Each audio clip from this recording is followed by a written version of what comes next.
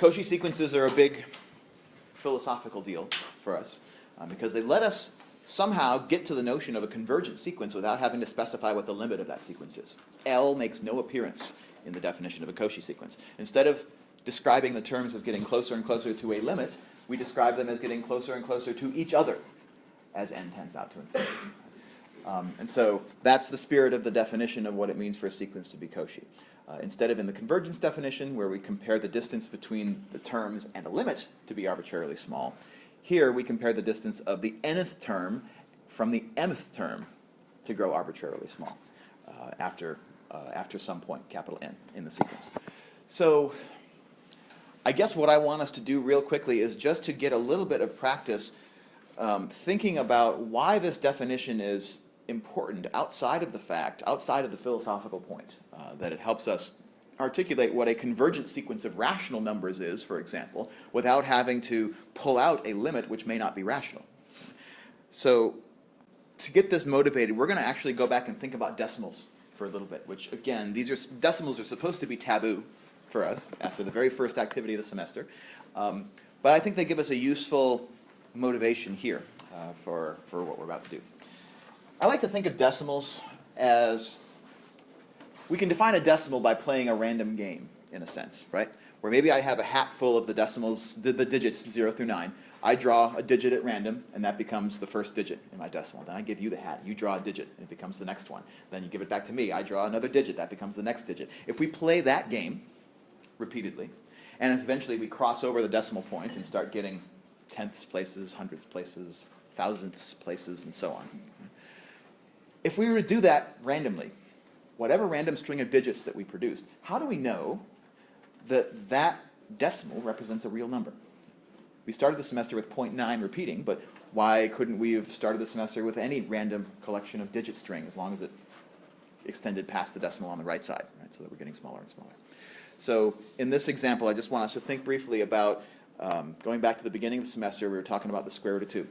And if we believe that the decimal expansion of the square root of 2 looks like 1.41421356 then one of the ways of connecting that decimal understanding into what we know about sequences is, as we did in our first example of the semester, think of the sequence as being made up of successively longer truncations of that decimal. So the first term of the sequence is just 1, then after that we add a 0.4, then we add a 1 digit after that, then we add a 4 digit after that, and so on. So this becomes my sequence. So the question is, what can we say about this sequence? If we don't know, epistemologically, if we aren't able to say that this is a convergent sequence and it converges to a real number, because maybe we don't know what real numbers are, maybe it's a better idea to try and show that this is in fact a Cauchy sequence. And so here's the question that I'd like for us to think about, just to round things out today. Why is it true that if I set a capital N in my sequence and look at any two n and mth terms after the capital Nth term, why is it true that the distance between the nth term and the mth term of a sequence that looks like this is going to be less than or equal to 10 to the n minus 1?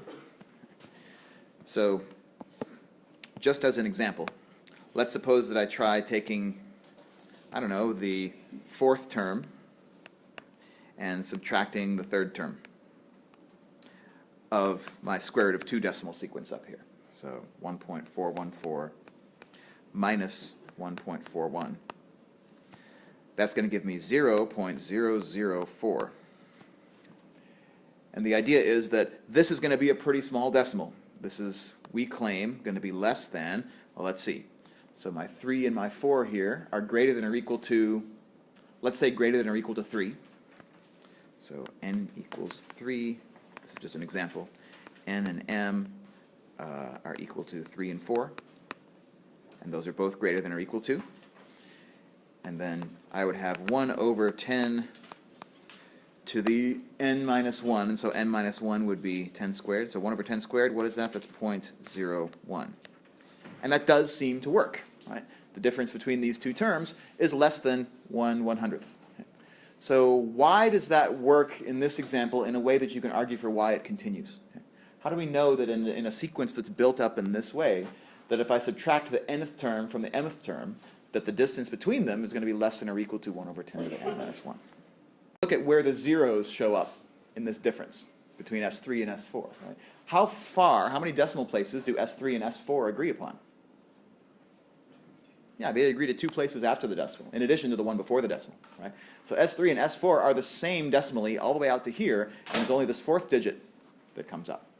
And so when I do that subtraction, I get something which is going to have zeros in every decimal place up until where they start to disagree. And having all those zeros in the decimal places, as we were saying, shows us that there is a power of 10 that we know is going to bound it from above. The power is that power is going to have a 1 in this last place of agreement. Right? In this example, that was 10 to the 2. So the key is the agreement here. Agree up to the let's just say it up to whichever is smaller between n and m. So I'm just going to call that the minimum. The minimum of n and m digit. And so we're going to get a whole bunch of zeros here, and then the first place we're going to not get a 0 is going to be the first digit at which they disagree, which is going to be greater than the minimum of n and m. And if both n and m are greater than or equal to capital N, then that means that the minimum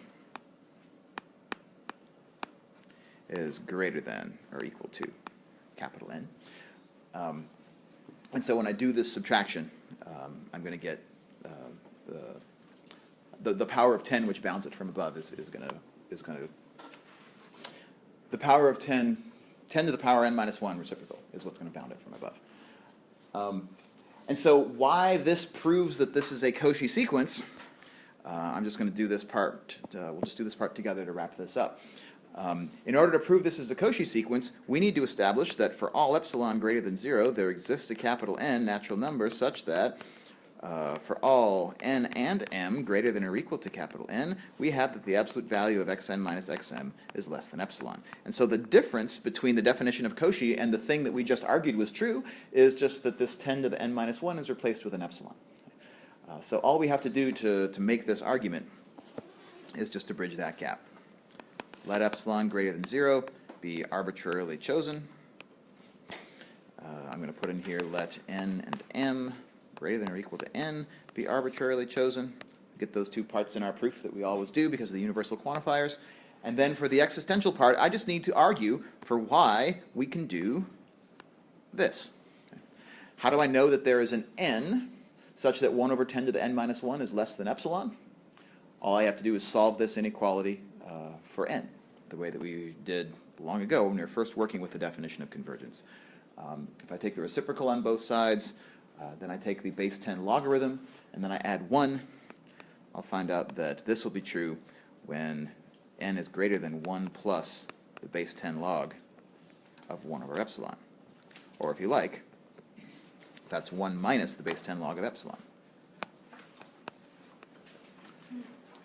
And so then we're just going to let n, natural number, be such that n is greater than that quantity.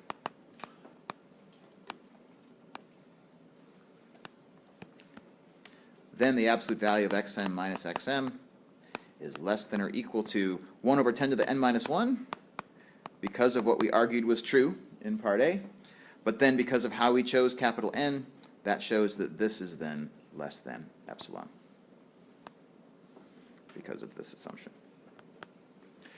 So that proves that whenever we play the random digit game, right, where we pass the hat back and forth, we draw digits out of the hat, we build a decimal expansion, and that continues forever. Right? If we play that decimal game, we're going to get a sequence which is a Cauchy sequence. And if we believe the Cauchy completeness theorem, the if and only if on that chart in the front of the group assignment, then every Cauchy sequence is a convergent sequence and vice versa. And therefore, anytime we play the digit game, because that gives us a Cauchy sequence, it therefore also gives us a convergent sequence. And therefore, any decimal that we could dream up in the digit game represents a real number.